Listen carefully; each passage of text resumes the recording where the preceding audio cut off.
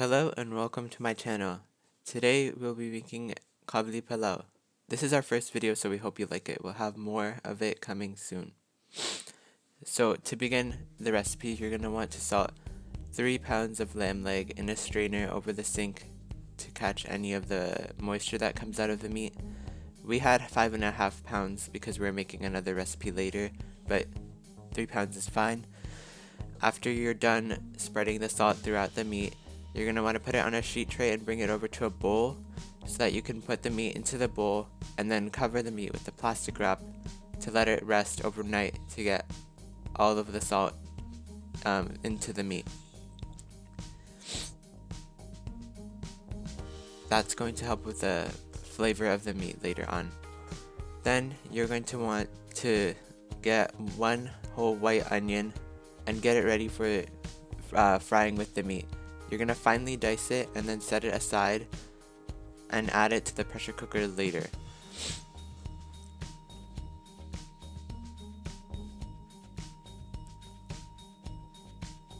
After you're done chopping up all of the onions, you're going to get your pressure cooker and set it on to medium-high heat and add olive oil to coat just the bottom of the pan.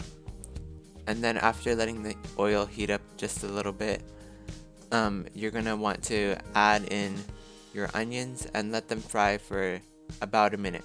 Make sure to have your meat next to the pot because you're not going to let the onions fry for very long and you're not looking to get any color on the onions right now. Then you're going to add in all of your lamb leg, but make sure to keep the onions on the bottom because you're going to want to let them cook completely through as they're pressure cooking with the meat.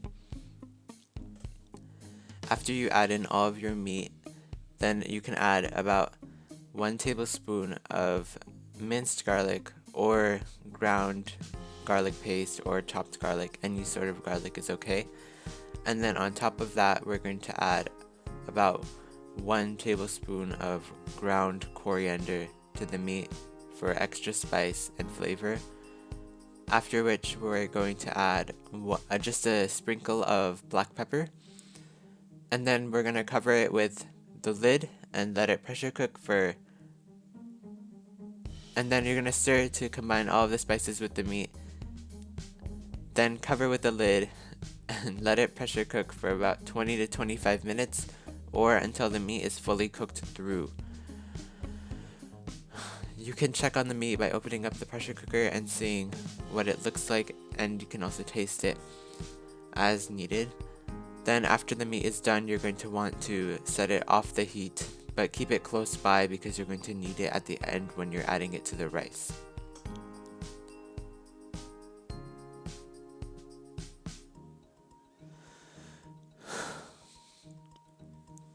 To make the raisin and carrot mixture, you're going to first put a skillet on high heat and add olive oil to just coat the bottom. That will help with frying the carrots down.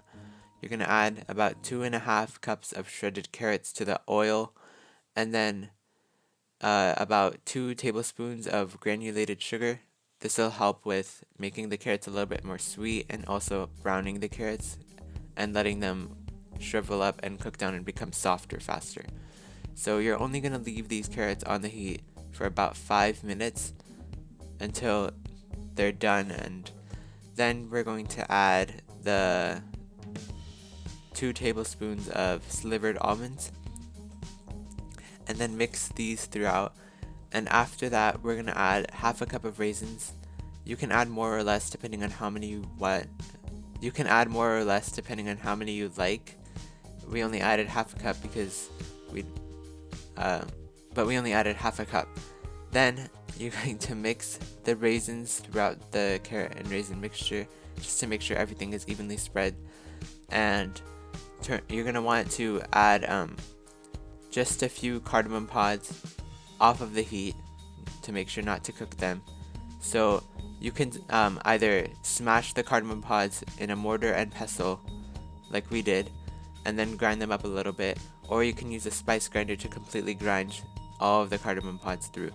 Add that to the carrots and then stir again just to make sure everything is spread throughout the mixture.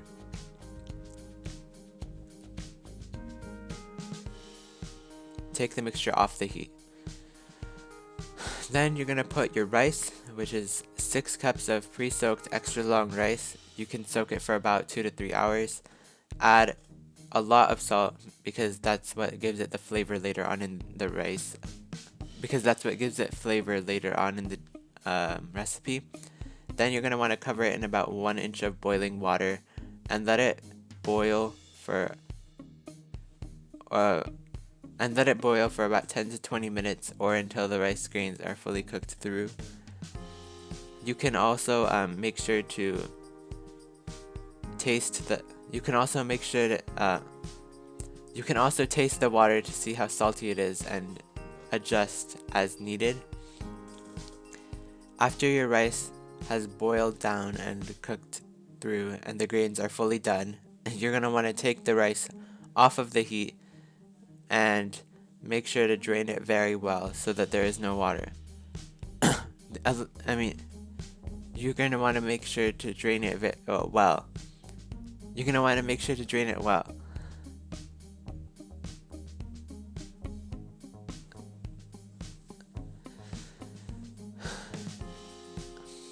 To add color to the rice, you're going to use olive oil and sugar.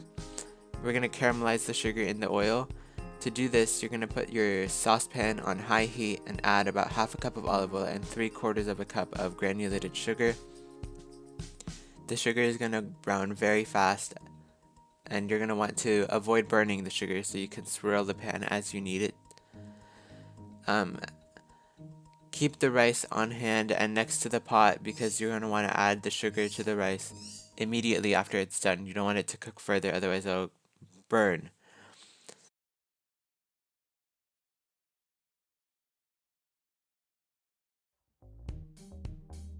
After the sugar mixture is completely brown, you're going to add it straight on top of the rice and then stir the rice to make sure that the color is evenly spread. You're looking for about like a golden brown color on all of the rice. It doesn't matter if it's not evenly distributed at the end. The rice will all have the same color, more or less.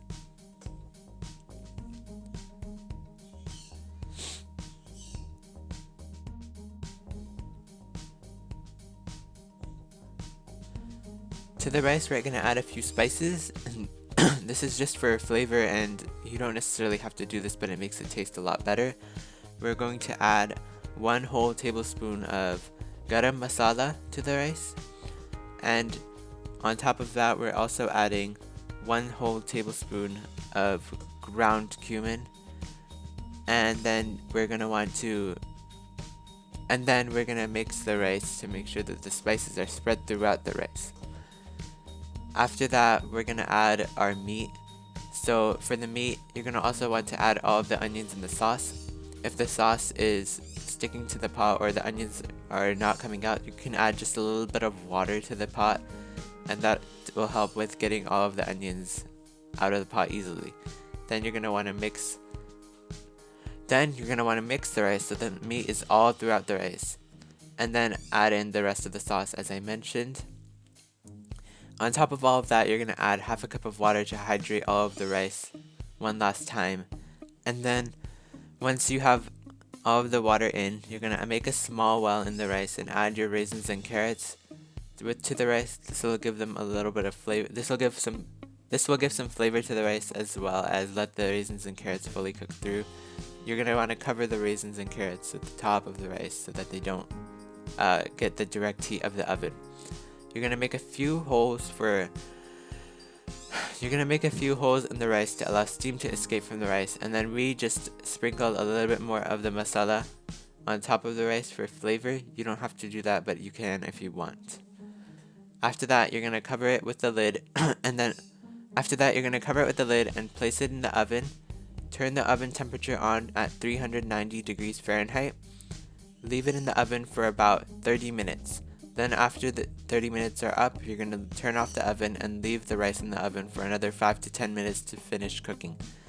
Then you're going to set aside your raisins and carrot mixture, and then after you've placed all of the rice into your bowl, you're going to want to top it with an even layer of the raisins and carrots.